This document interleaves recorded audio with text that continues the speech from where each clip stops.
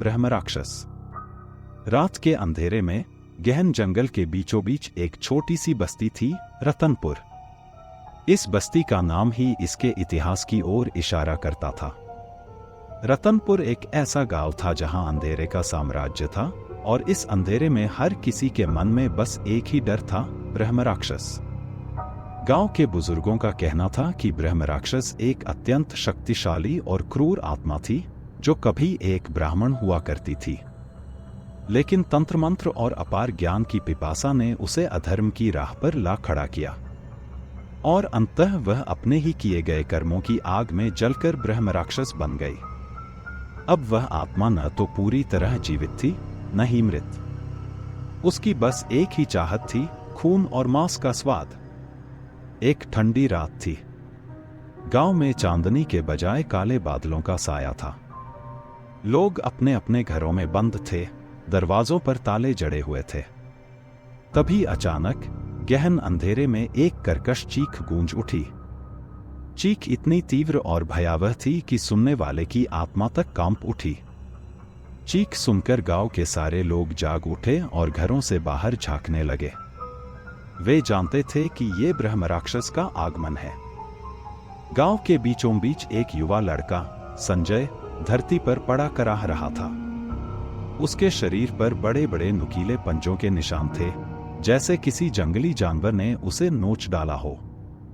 उसका चेहरा फटा हुआ था और आंखें खून से लथपथ। गांव वालों ने संजय को देखा और उनका खून ठंडा पड़ गया। ब्रह्मराक्षस ने फिर से अपना कहर ढा दिया था। गांव के मुखिया पंडित अमरनाथ संजय की हालत देखकर बुरी तरह घबरा गए।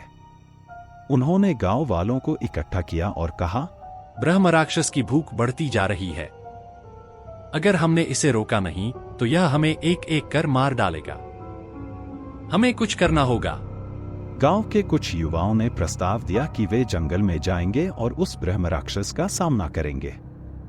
लेकिन गांव के बड़े बुजुर्गों ने चेतावनी दी, ब्रह्मराक्षस के पास अपार शक्ति है। उससे लड़ना आत्महत्या के समान होगा। गांव के बीच एक पुराना मंदिर था, जिसे काली माता का मंदिर कहा जाता था। कहते हैं कि इस मंदिर में देवी काली का वास था, जो ब्रह्मराक्षस के आतंक को रोक सकती थी। लेकिन वर्षों से कोई भी वहां नहीं गया था, क्योंकि मंदिर का रास्ता जंगल के उसी हिस्से से होकर जाता था जहां ब्रह्मराक्षस का निवास था। पंडित अमरनाथ ने कहा, हमारे पास एक ही उपाय है। हमें देवी काली के मंदिर में जाकर उनका आशीर्वाद लेना होगा। केवल वही हमें इस भयावह राक्षस से बचा सकती है। अगले दिन पंडित अमरनाथ गांव के कुछ युवाओं के साथ देवी काली के मंदिर की यात्रा पर निकले। जैसे जैसे वे जंगल के भीतर गए, वातावरण और भयावह होता गया। पेड़ों के बीच से अजीब सी आवाजें आ रही थीं, जैसे कोई उन पर हंस रहा हो, उनका मजाक उड़ा रहा हो। अजीब सी ठंडक महसूस होने लगी, जैसे किसी अदृश्य शक्ति ने उनकी आत्माओं को जकड़ लिया हो। रास्ते में उन्होंने देखा कि पेड़ों पर इंसानी खोपड़ियों के चिन्ह बने हुए थे। वे समझ गए कि ब्रह्मराक्षस की नजर उन पर है। अचानक जंगल में एक भीषण गर्जना गूंज उठी। यह ब्रह्मराक्षस की चेतावनी थी कि वे उसकी सीमा में प्रवेश कर चुके हैं। जैसे ही वे लोग मंदिर के करीब पहुंचे, एक गहरी धुंध ने उन्हें घेर लिया। धुंध के बीच एक छाया मूर्ति प्रकट हुई, वही ब्रह्मराक्षस। उसकी आंखें आग की तरह जल रही थीं, और उसके लंबे नुकीले दांतों से खून टपक रहा था।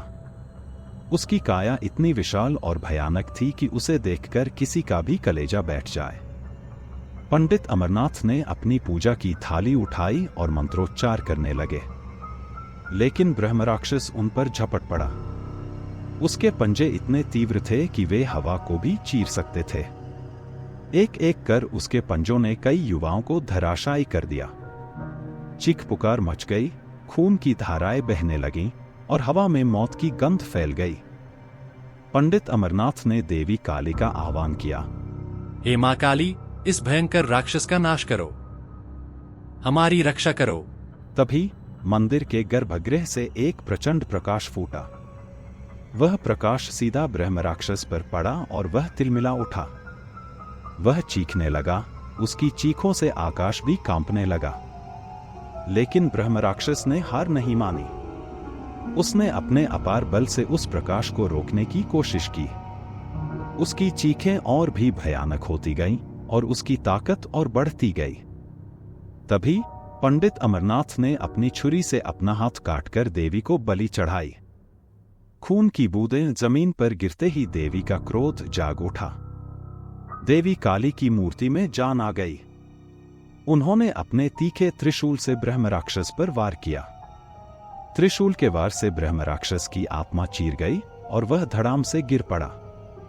उसकी काया से धुआं उठने लगा और उसकी चीखों से जंगल की हर डाल कांप उठी। धीरे धीरे ब्रह्म राक्षस का शरीर राख में बदल गया।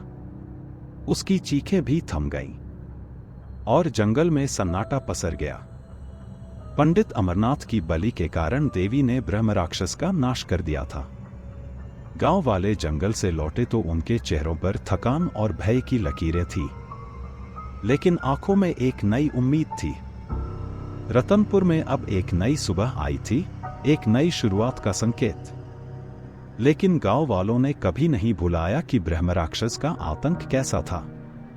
देवी काली के आशीर्वाद ने उन्हें बचा लिया था, लेकिन उन्होंने ठान लिया था कि अब वे कभी अधर्म की राह पर नहीं चलेंगे। गांव में अब भी रात के समय अजीब सी सरसराहटें सुनाई देती थी, मानो ब्रह्म राक्षस की आत्मा अभी भी किसी कोने में घात लगाकर बैठी हो।